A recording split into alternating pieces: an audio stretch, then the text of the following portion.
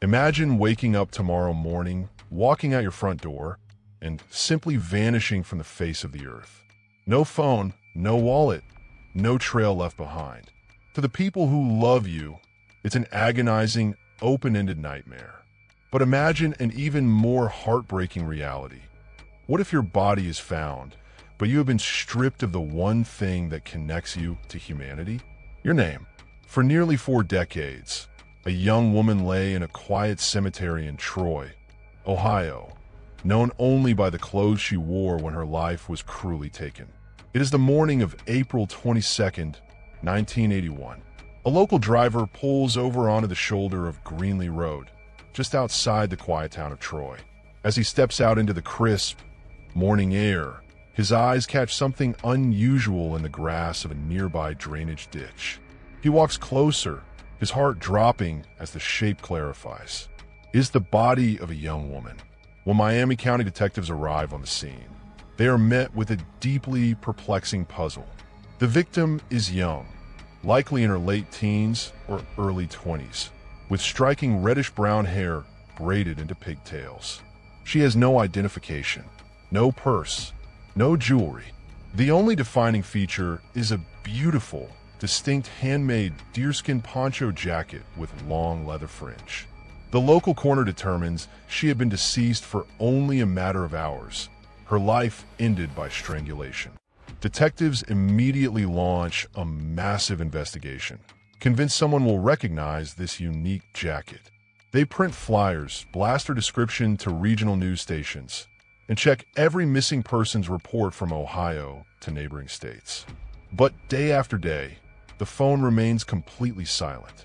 It is as if this girl dropped directly from the sky, with no leads and no identity.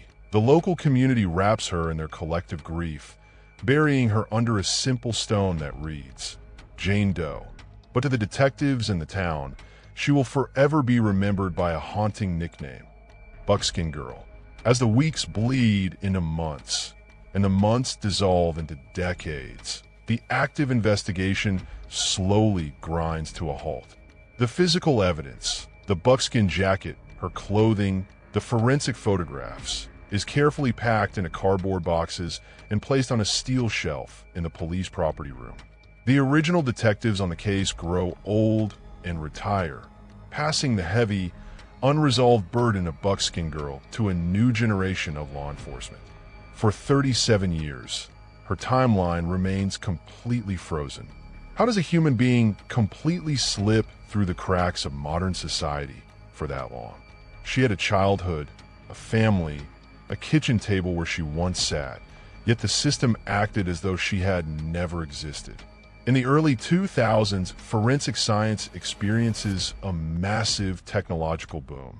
Miami County detectives, refusing to let the case die, submit Buckskin Girl's clothing for advanced pollen testing. The results are fascinating. The microscopic spores trapped in the fabric suggest she had spent time in the northeastern United States or even parts of Mexico shortly before arriving in Ohio. Later, her profile is uploaded to the National Missing and Unidentified Persons System, known as NAMUS. Her dental records and initial primitive DNA profiles are entered into national law enforcement networks. Every few years, a new lead emerges. A family somewhere in the country wonders if this could be their missing daughter. But every single cross-reference ends in a devastating dead end. The technology of the past had pushed the case as far as it could go. Buckskin Girl remained a ghost, sitting silently in the archives, waiting for a completely new kind of science to break the lock on her past. The breakthrough didn't begin with a new witness or confession. It began in 2017 inside the quiet offices of a nonprofit organization called the DNA Doe Project. Two brilliant genetic genealogists, Colleen Fitzpatrick and Margaret Press, realized that the secret to solving cold cases wasn't hidden in police databases. It was hidden in the public databases used by ordinary people to build their family trees. The methodology, known as investigative genetic genealogy, completely changed the rules of criminal justice. Instead of looking for an exact match in a criminal DNA database, These digital detectives extract a degraded DNA sample and upload it to public genealogy websites like GeneMatch. They aren't looking for the victim. They're looking for her cousins, her aunts, her distant relatives. The DNA Doe Project takes on the case of Buckskin Girl. The process is grueling. The DNA sample from 1981 is severely degraded, requiring highly advanced sequencing labs to extract a usable profile. Once uploaded, the algorithm returns a massive web of thousands of distant relatives. Ordinary citizens, sitting behind computer screens late at night, volunteer their time to build an immense, inverted family tree. They meticulously trace marriages, births, and census records across generations, slowly narrowing the genetic net. They aren't looking for a criminal. They're looking for a missing branch on a family tree. After months of exhausting digital detective work, the sprawling web converges on a single, specific family line originating in Arkansas. The digital net has finally closed around the truth, and for the first time in 37 years, a real name begins to materialize out of the data. In April of 2018, Miami County authorities received the final, verified report from the DNA Doe Project. The genetic coordinates point to a family who had been searching for answers for decades. Detectives travel to make a phone call that will shatter a 37-year silence. The test is definitive. Buckskin Girl finally has her anchor restored. Her name was Marcia King.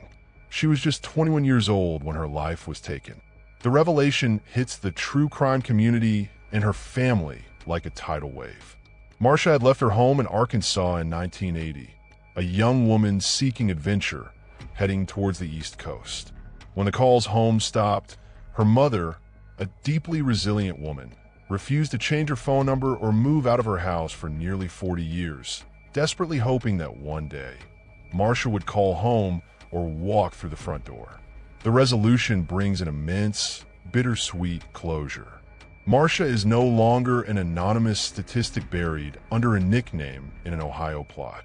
Her family immediately travels to Troy, replacing the cold, clinical Jane Doe stone with a beautiful monument bearing her true name, her birth date, and the words "forever in our hearts." The wandering girl had finally been brought home, her dignity restored by a dedicated community of strangers who refused to let her be forgotten. While her identity is solved, the final chapter of her story remains unwritten. The monster who abandoned her in that ditch has never been caught. But now, investigators have the most powerful weapon of all. They know who she was, they know who she was with, and the hunt for Marcia King's killer has officially begun anew.